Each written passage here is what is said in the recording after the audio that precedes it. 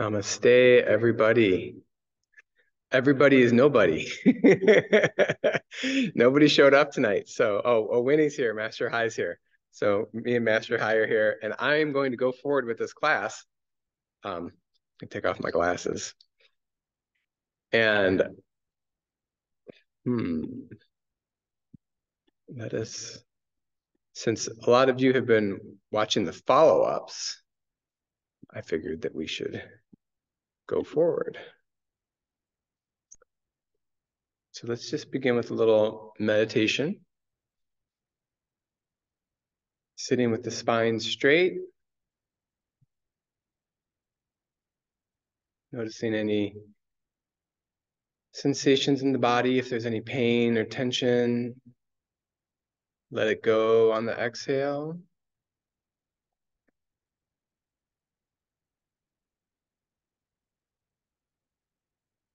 Feel the body filling up with healing light and vibrations, healing light and healing vitality on the inhale.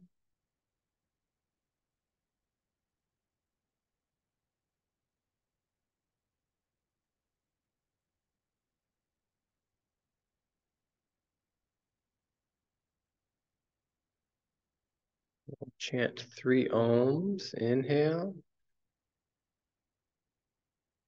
Ooh.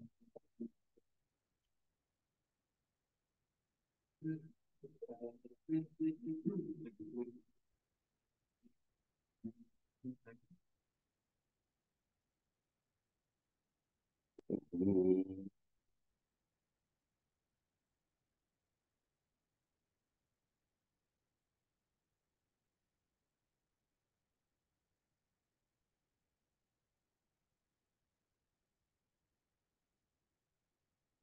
Ooh.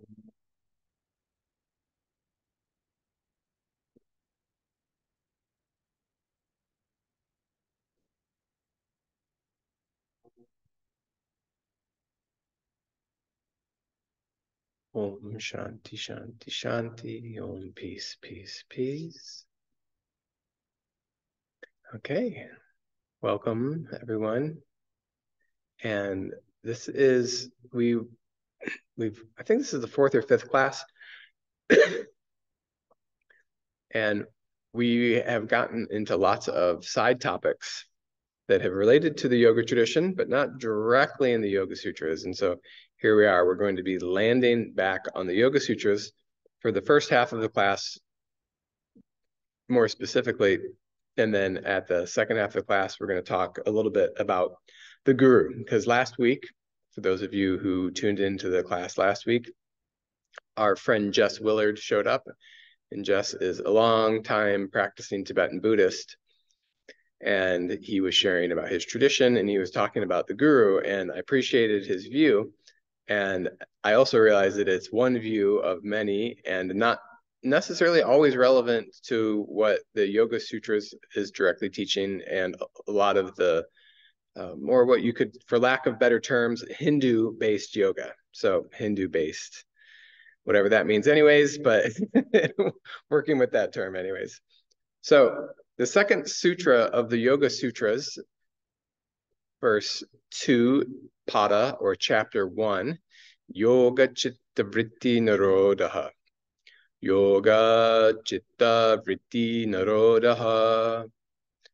Yoga Chitta Vritti Nirodha.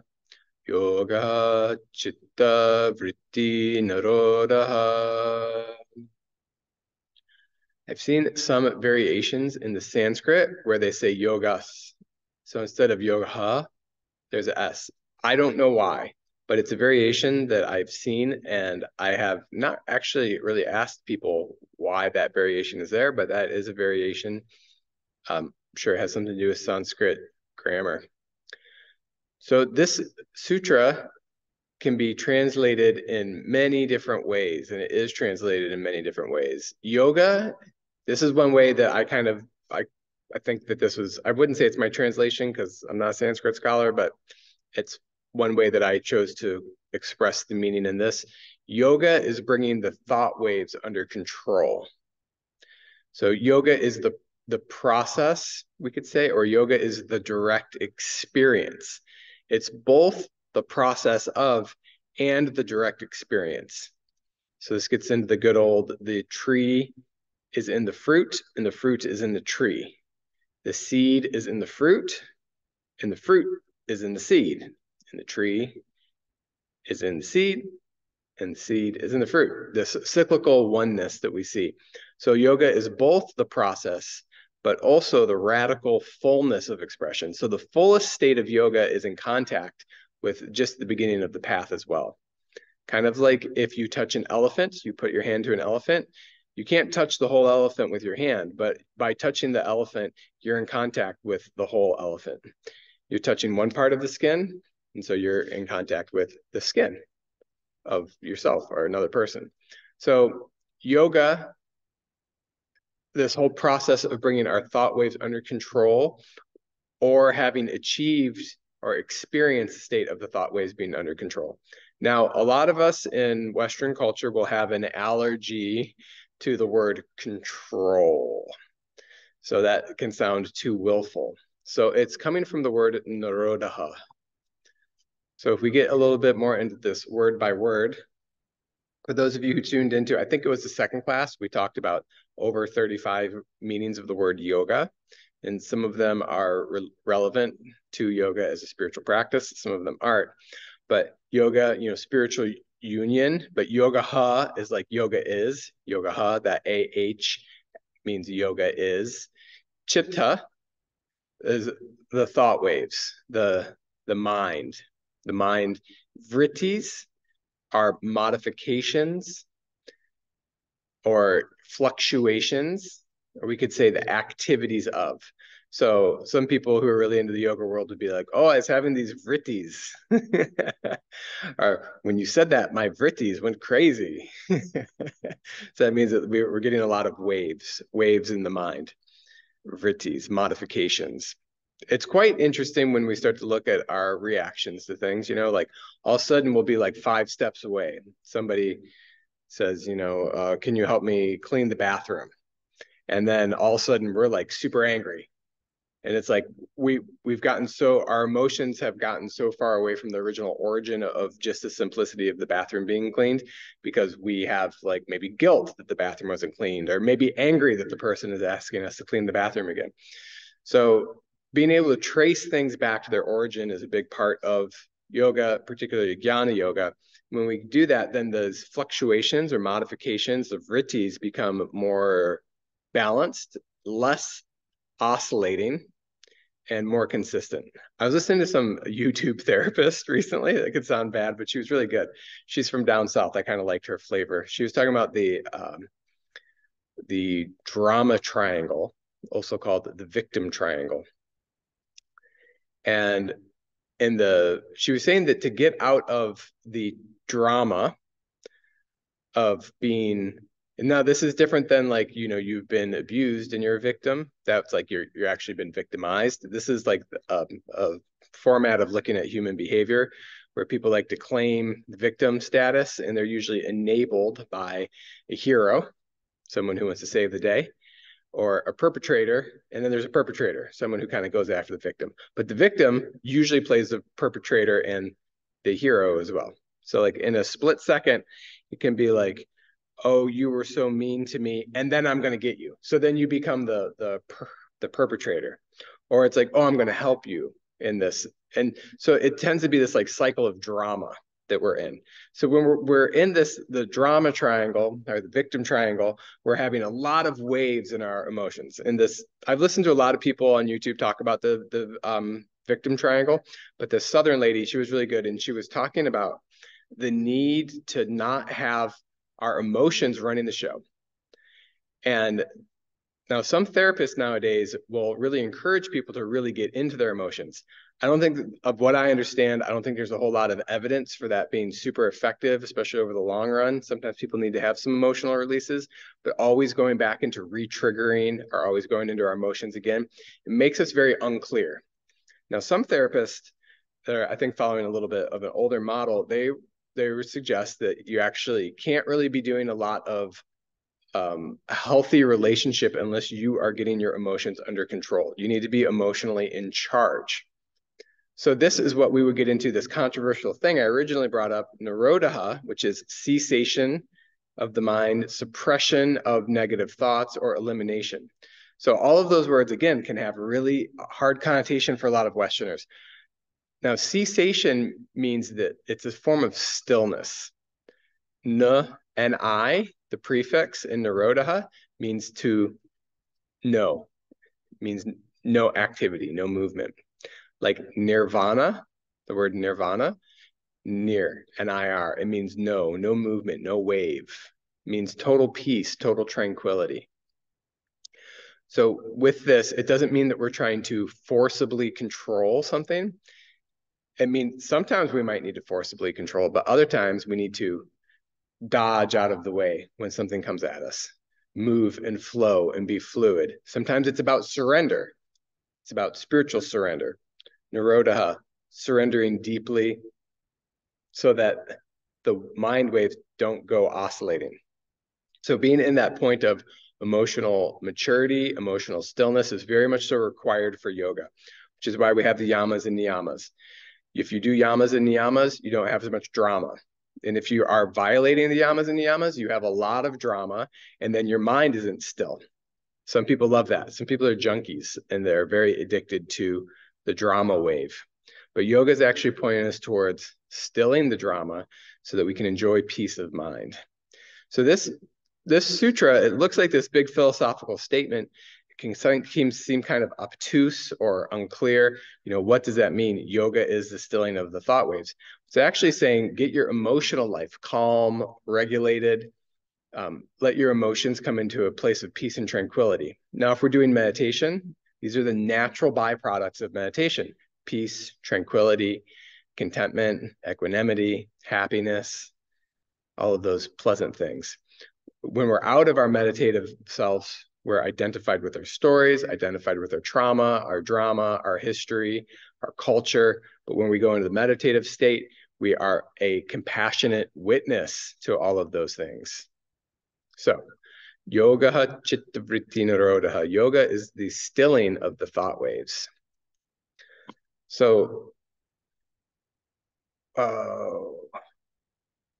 this is a translation from the Hatha Yoga Pradipika, which is translated by Paramahamsa Pragyanananda. When the breath is restless, the mind is restless. When the breath is calm and quiet, the mind is no longer restless. So by controlling the breath, the yogis attain the state of inner tranquility. So by controlling the breath, the yogis contain the state of inner tranquility. So this is from a different text, which is actually on Hatha Yoga, but it's talking about the same thing, that state of nirodha, of cessation. And the breath is the vehicle by which we can do this. So Pragyanananda says yoga is complete cessation of restlessness. So when the yoga is complete, it's absolute peace, absolute bliss, absolute oneness. Bliss absolute, as they say. Satchitananda, truth, consciousness, and bliss absolute. So not even a little shimmer of non-peace.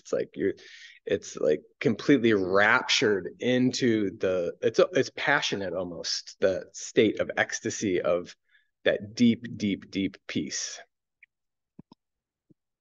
So the question, I've been kind of touching on this, is why does this verse matter? You know, yoga, chitta vritti nirodha. Yoga is bringing the thought waves under control. Because if the thought waves aren't under control, for one, you can't focus on any task. So I was doing my accounting. I run a small business. I'm a massage therapist, right? Yoga therapist. So I have to do all of my ledger so that I can give it to my accountant for the IRS to get it. I started to get all these text messages coming in, and I was supposed to go meet my friend. And then I started, because my mind was in two places at once, I started to hit the wrong buttons. So I was trying to like text message and file this stuff at the same time. So I was like too scattered. There was nothing one pointed about my mind at that moment, because I was multitasking. And like you might find some, you might resonate with this a little bit with trying to do things or trying to complete a task. We need to have focus and one-pointedness in our activities. We were just discussing, me and Winnie here, we're talking about the New Year's Gong event and people making vows for the New Year's. A lot of people want to set intentions. So setting an intention is good. Setting a vow, or sankalpa, as they call it in yoga, a powerful commitment to really doing something that you've decided you want to do. It's not just like airy-fairy.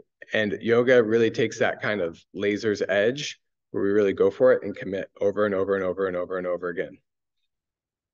So for fun here, I pulled up a lot of different translations of this ever important second verse, and from different prominent authors, contemporary authors of the Yoga Sutras. Yoga is the suppression of the modification of the mind. Hariharananda Aranya. I have not read his commentary, but he's a very well-known scholar, not to be confused with Hariharananda Puri, who are Giri of the Kriya Yoga lines, different Hariharanandas. Yoga is the Nirodha, process of ending, of the Vritti, definitions of Chitta, field of consciousness. So that one's a little wordy, Vyasa Houston. So yoga is the process of ending of the definitions of the field of consciousness. That one, this one definitely would take some unpacking, but it gets a lot of the deeper meaning of it. One of the things I like about the Yoga Sutras is you look at one sentence and you have to really stop, think about what it means. It's not window shopping, it's definitely deep into the pool. Barbara Miller, who put out a commentary not too long ago, I haven't read the whole thing, but yoga is the cessation of the turning of thought. So that catches things in a nice light. It kind of points things in a certain way. It's not as thorough as the Vyasa Houston's, although it's maybe a little bit more accessible, but easier to understand. Swami Satchidananda, who's the guru of integral yoga, his Yoga Sutra is very, very, very popular. If you go and you look at most bought books on Amazon about yoga, he's always in the top 5. A lot of yoga teacher trainings will use his. The restraint of the modification of the mind stuff is yoga. I like that he uses mind stuff, because it's like people will be like, well, what's mind stuff? It's kind of like a little unusual phrasing. The restraint of the modifications of mind stuff. Restraining, so you're kind of controlling or modifying, restraining the modifications, so restraining the things that are changing of your mind stuff, your chittas, your vrittis. Your mind is chitta and vrittis are the movements. Restraining those modifications. So I think the Swami Satchidananda's, that's pretty accessible, but it still catches a lot of the deeper meaning. The restraint of the modifications of the mind stuff is yoga. So nice job, Swami Satchidananda. He opened Woodstock, which is just a cool thing. Yoga is the next one from Swami Prabhavananda, who is a Swami in the Ramakrishna mission. I don't believe he's alive anymore. I'm like 90% sure he's not. Yoga is the control of thought waves in the mind. So I feel like this is a very direct and covers a lot, easy to understand, maybe misses some of the deeper aspects of it, but it's very accessible. Yoga is control of the thought waves in the mind. Now, with him just using the word control, it doesn't really get into what's going on with what Nirodha is,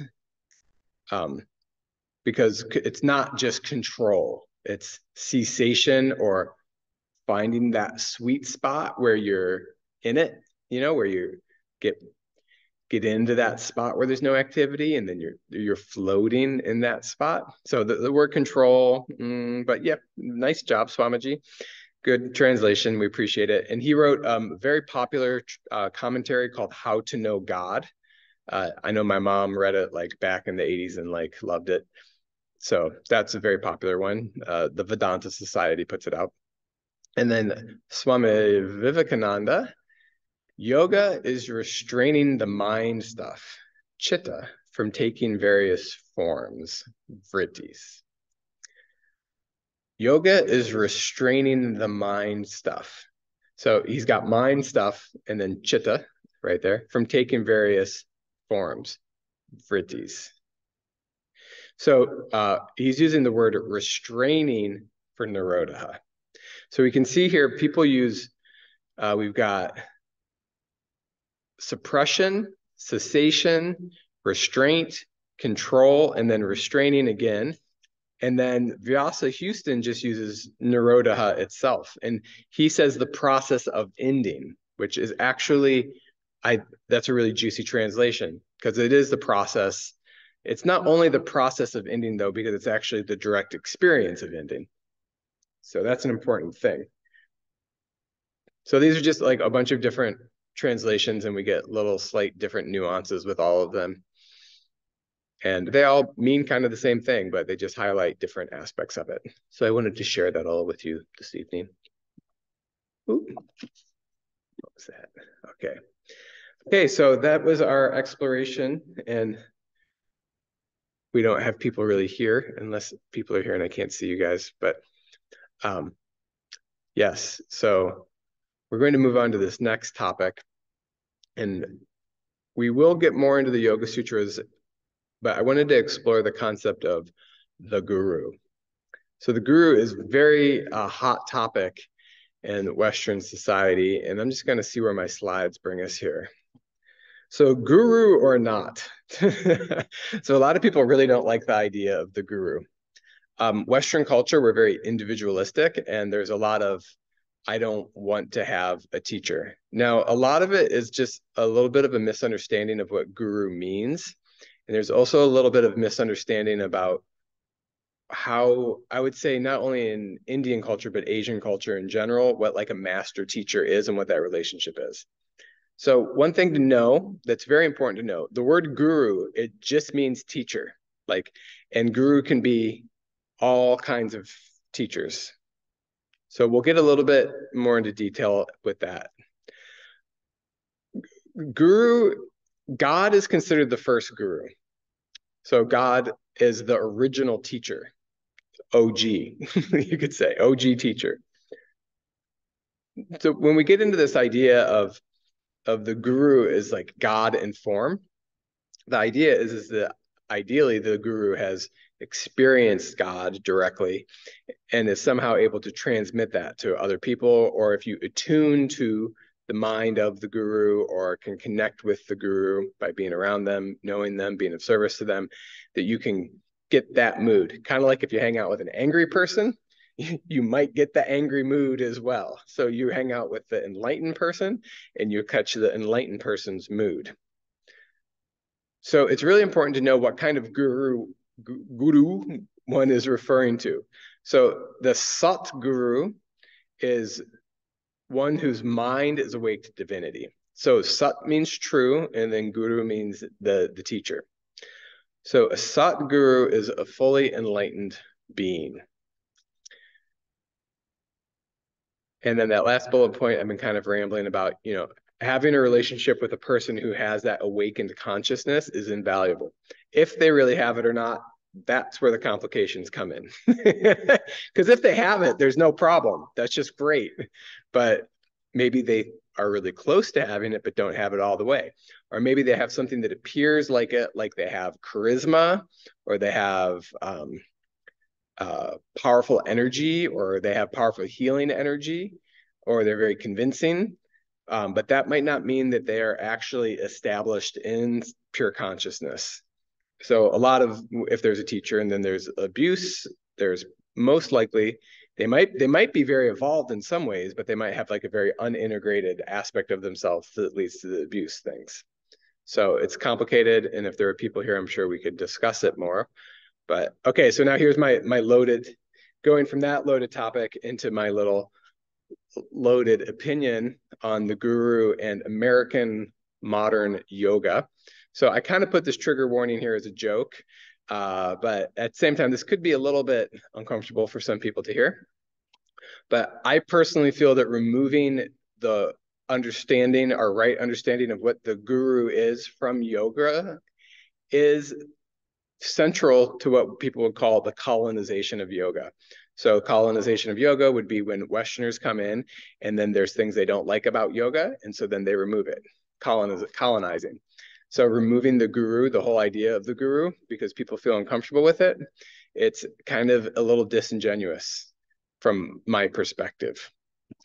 So when we start to remove the teachings of what the guru is, we're no longer in the realm of what yoga has been for thousands of years, and we're hybridizing it into what Americans want. Now, maybe that's fine to a certain extent. I don't mean to say that the tradition should not evolve to meet things, but you have to have a master teacher. Because without a master teacher, like, are you just going to spontaneously be the master? It's like, that's really arrogant. And a lot of what we look at within the Western yoga context, a lot of it has a very narcissistic me. Look at me in my nice clothes. Look at me in my fancy yoga clothes. I don't need a master teacher because I can tune into the master inside of myself. And it's kind of missing the whole point. But at the same time, yoga does teach that the guru is within you because God is within you and God is the original guru. So it's a paradox because the guru is within, but we can also find the guru outside of us. Now, this gets into the thing of what kinds of gurus are there. And we've got, okay, so we're just going to call India the subcontinent, big area, thousands of years, billions of people over thousands, tens of thousands of years. So there's been a lot of variety, and Puranic text, the Bhagavad Gita is one of them, which we've all heard of. Within all of these different Puranic teachings, the guru will be defined in different ways. So there's no like one size fits all teaching on the guru. Within Buddhism, there's teachings on the guru. Buddhism gets to be a whole beautiful mandala, the whole like gem-like teaching with all of these different schools and different sects all throughout Asia and now in the Western world as well. So Jainism has teachings on what the guru is. Yoga, specifically the Yoga Sutras of Patanjali, has specific comments about the guru that we're going to look into here. And then within Hinduism or Sanatana Dharma, and then within Tantra, the guru takes on different connotations. So this could be, hours of study and hours of talks in and of itself, exploring all of these different things. It goes on and on and on. But the big main point is guru is a teacher in general, any kind of teacher. In Ayurveda, guru is a quality and it means heavy. So, and then they'll also say that the guru should be heavy, like heavy with knowledge, dripping, like powerful with knowledge. One kind of guru is a Diksha guru. So a Diksha guru, someone who's giving you an initiation into a spiritual practice, they might give you a mantra. That person might not be a Sat guru, and they might say that they're not a Sat guru, but they are an initiating guru, maybe on the behalf of a Sat guru. So a little interesting quote from the Advaita Upanishad. The syllable gu means darkness. The syllable ru means he who dispels them or dispels darkness. Because of the power to dispel darkness, the guru is thus named. So the guru is the process of dispelling darkness. So we get into this whole thing of the guru could be a person.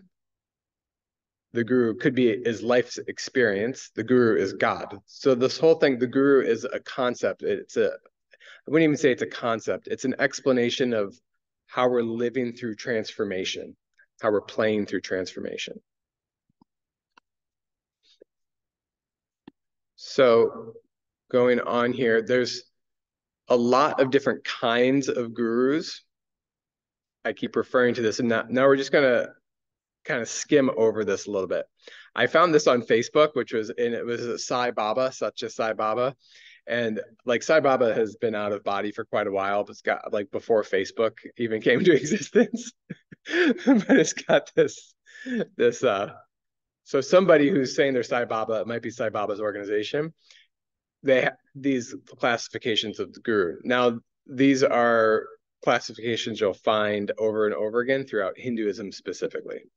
So the Bodha guru is someone who teaches the scriptures and encourages the student to act in alignment with the scriptural teachings. So like right now, I'm teaching on the Yoga Sutras. So I'm acting as a Bodha guru, like someone who's teaching scripture. A lot of people do this. A lot of people teach scriptures. The Veda guru imparts the meanings of the Vedas. Now, a Veda guru is going to be a lot less likely to come by. Someone who's actually teaching from the four Vedas. It's more common in India. In the West, there's not too many people who are teaching the Vedas. But yeah, so someone who teaches from the Vedas specifically would be a specific kind of guru. Nishididaha guru imparts knowledge about rights and duties and shows one's welfare here and in the hereafter can be ensured. So this would be someone who's teaching you about like right actions in the world. The Kamaya guru was one engages oneself in good deeds to secure happiness in both worlds. The Vachaka guru imparts knowledge of yoga and prepares the disciple for spiritual life. So people who are teaching yoga practices, assuming they actually understand the system and how it can work towards states of enlightenment, or they've had some sort of level of experience with that, with levels of samadhi, experiences of samadhi. So this would be someone who's the Vachaka guru. The Sochaka guru teaches how the senses are to be controlled through various types of disciplines. The Karna guru reveals the unity of the individual soul and the Atman. So these are 7 types of gurus. Now, none of these are necessarily a Sat guru. Sat guru would be one who is absolutely firmly established in the truth permanently, no variation. So you could have someone who is teaching all these things. They could be a person with major faults, minor faults. So the Skanda Purana is one of the Puranic texts, and it has another long list of gurus. The Sauchika guru, one who teaches different subjects in schools and institutions. So if you're studying French, or if you have a math teacher, this would be a Sauchika guru, Suchika guru. So the whole school system, everyone who's teaching in an elementary school is a guru. So you got your 3rd grade guru, your 4th grade guru. Vachika guru, one who orients and guides on who is God. So this would be a theologian, you could say, somebody who studies about divinity, ministers, preachers. Bauddhika guru, who guides you about spiritualism and relevant methods. Some of these are repeats from the other. Now, Nishidi guru, one who teaches you black tantric tricks to harm others. So now this is real. There are people, I know them personally, I've been involved with them, who they do a lot of spell casting and things like that. They'll do things to try to harm other people. It's really dark stuff. It's why I am open and out and not a supporter of 3HO, because there's a lot of that stuff that was taught by Yogi Bhajan, like doing mantras while you like visualize somebody getting like ran over by a car, like really kind of dark stuff like that would go on. So yeah, it's a kind of black magic that was within tantric communities. And I don't think people should be involved with it personally. But there's a kind of teacher who teaches that. It's a guru, right?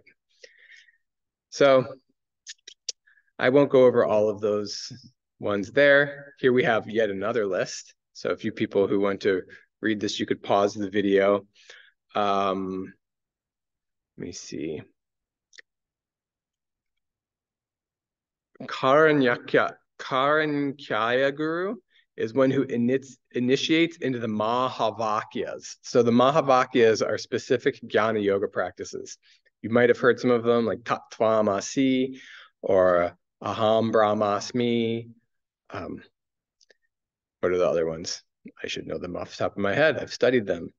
I've played with them, but they're not coming to my brain right now. But so that's someone who teaches you about the Mahavakyas. So my teacher, Dr. Raju, I studied the Mahavakyas with him. So he was acting as a Karnakaya guru. He was also my Sanskrit guru. He was also my Upanishad guru. He played a lot of different guru roles for me directly in a one-on-one tutelage. So it just goes on and on and on. Within the Hare Krishna movement, there's a lot of conversations about Diksha and Shiksha gurus. So the Diksha guru gives the initiation, but then the Shiksha guru is someone who gives instructions. So like how to properly live as a devotee, how to do your mantra practices, the lifestyle, and the Hare Krishna movement. Only one Diksha guru. There can be many Shiksha gurus, but the consciousness of them is ultimately supposed to be one and the same. So not everyone will be having the karma or the service, because to give Diksha is a service. If you're giving initiation to people, it shouldn't be about you. It should be about the service that you're giving to other people, kind of like you do the dishes. Some people give mantras. It's a job that you have to help other people learn and grow. So now this is an interesting thing. Synonyms for the word guru are acharya. In the Hare Krishna movement, Bhakti Siddhanta Acharya, that I forget the whole name for Prabhupada, but they call him an Acharya, the founding Acharya of ISKCON. Acharya is often a word that householder teachers will use, householder gurus. Shastri. Vamadeva Shastri is David Frawley, whose work I've studied extensively. So that was a name that was given to him, and he's a very high-end guru. He's a very high-end teacher, Shastriji. So Shastri means scriptures. So one who's a master of the scriptures. Acharya means right conduct. So our one who embodies the teachings. So I am supposed to function as an Acharya in the Mother's Trust group, in that community. That's what Mataji asked me to function as a teacher in that capacity and to ripen into that with age. And so that's a title that some people use publicly. It's a title that some people are given. Yogacharya is a common Acharya title that's given to people. So Acharya Ji is someone who is embodying the teachings. That's what it specifically means. An Acharya could or could not be scholarly. And there's a thing with like different teachers. Some teachers, like they might be a master of meditation, but not be a scholar. Or they might be master of samadhi, but know nothing about philosophy. So interesting things. Could ramble on and on about this. Paramparar means, I think, did I write that wrong? Succession. It's supposed to be, I put seclusion. It's supposed to be succession of knowledge. So the Guru Parampara is the line of gurus, or the line of masters. So this kind of gets into a little bit of what Jess was talking about last week. And in Buddhism, the lineage is very important, more so than it is in Hinduism. So in Buddhism, theoretically, all of the lines trace back to Buddha, as I understand it. So there's some sort of line of people who've authorized the teachers that go all the way back. And then when you get into this tantric Buddhism, like Jess was talking about, you can't just be all of a sudden like drop in and be like, I'm doing like tantric Buddhist initiations, and like you have to be in a lineage. You can't just like, you can't be like, I read 10 books, or like I had a personal awakening and now I'm that. It's just not really legit. It's kind of like declaring yourself having a PhD. You can't just say you have a PhD. So Buddhism has a very strenuous lineage. In Hinduism, it's not so strenuous. You'll have some guy who like sells cigarettes in Mumbai who becomes enlightened. So I'm thinking, do you guys know who I'm thinking of? Narsargadatta Maharaj. He was the beady salesman. And he had a direct experience, and he taught jnana yoga. He did, I think he was related to, he had studied with Maharishi, Bhagavan, a lot of words coming out of my mouth. Yes. So he had a connection, but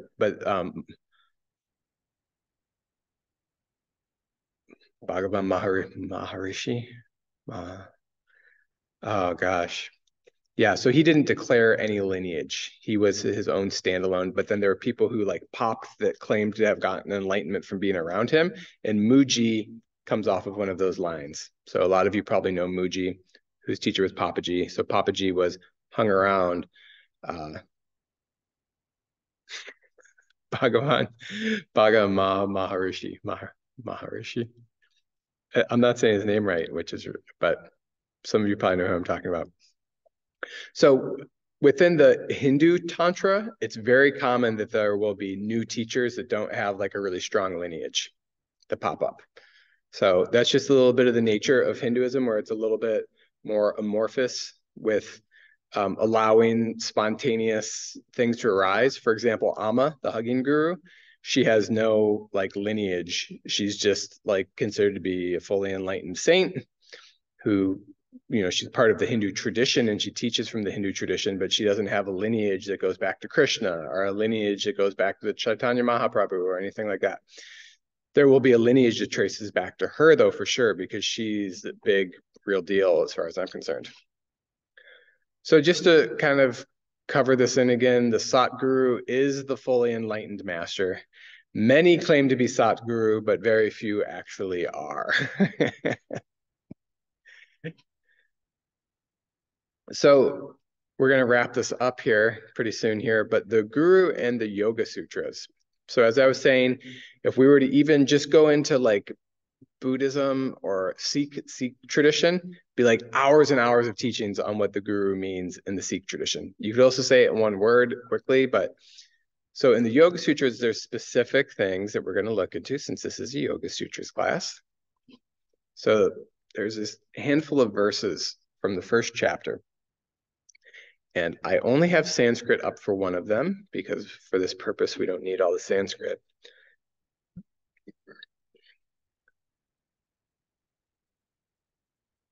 Ishvara is the supreme Purusha, unaffected by any affliction, actions, fruits of actions, or by any inner impressions or desires. So this verse here explains God. Ishvara is a name of God. Is the supreme Purusha. So Purusha means like kind of like divine human. So it's like the idea in the Bible that we are made in the image and likeness of God. The idea of Purusha is that God as the supreme has like a human-like form, which some people are comfortable with, some people aren't comfortable with. Microcosm and macrocosm. As above, so below. So Ishvara is the supreme. So God is the supreme being, the supreme person, unaffected by any afflictions. So now these are the qualities of this divine being. There's no afflictions. There's no action. The fruits of action, there's no fruits of action. Oh wait, fruits of actions or by any inner impressions, and there's no desires.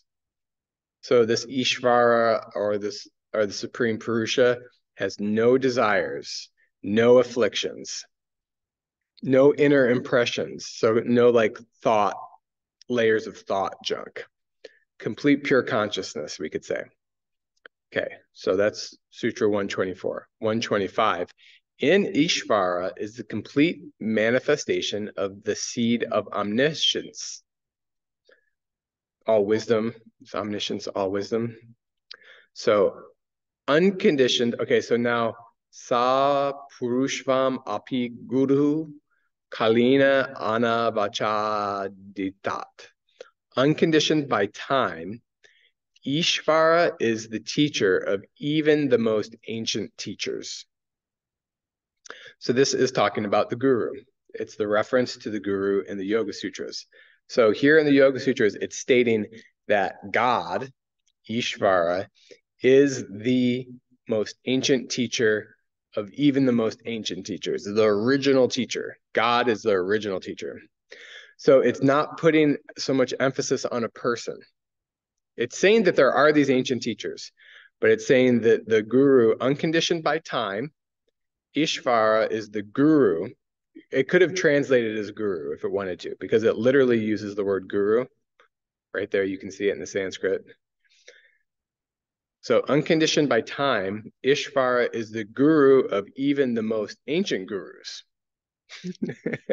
So this is a theistic, I believe in God statement by the Yoga Sutras, and that God is guru, the original guru. The sacred word designating Ishvara is Om. The sacred word designating Ishvara is pranava, or the mystic syllable Om. So pranava means Om, and the Yoga Sutras say pranava. It doesn't say Om, but pranava is Om, and Om is pranava. So, and then closing this little section, repeat it and contemplate upon its meaning. So these last three verses, 26, 27, and 28, are saying God is the guru of all.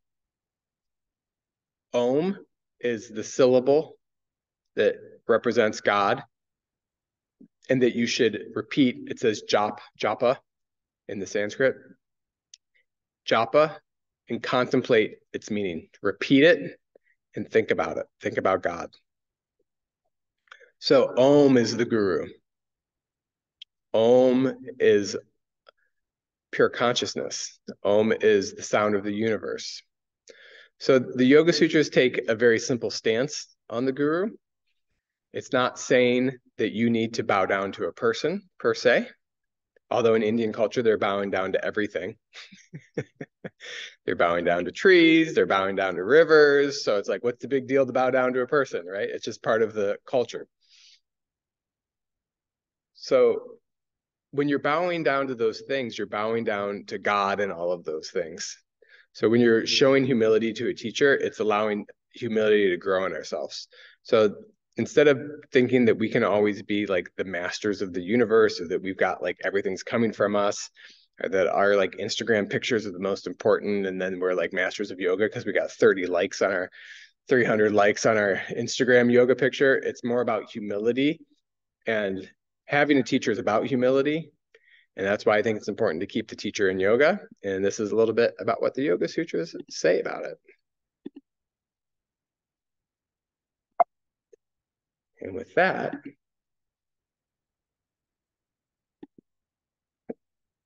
that pretty much wraps it up. Lots of words. So any of you who get to the end of this class here, thanks for going on the journey. And I hope that it's given you some interesting perspective on the word guru, a little bit about the Yoga Sutras. In review, Yoga Chitta Vritti Nirodha. Yoga is the cessation or the process of stilling the mind. And unmanifest pure consciousness, Ishvara, is the original guru of all. And if we have the good fortune to be around a master who has experienced that direct knowledge, that's a very valuable relationship, so that we can catch the infection of enlightenment from someone instead of catching the infection of greed and anger, which is prevalent in the world today.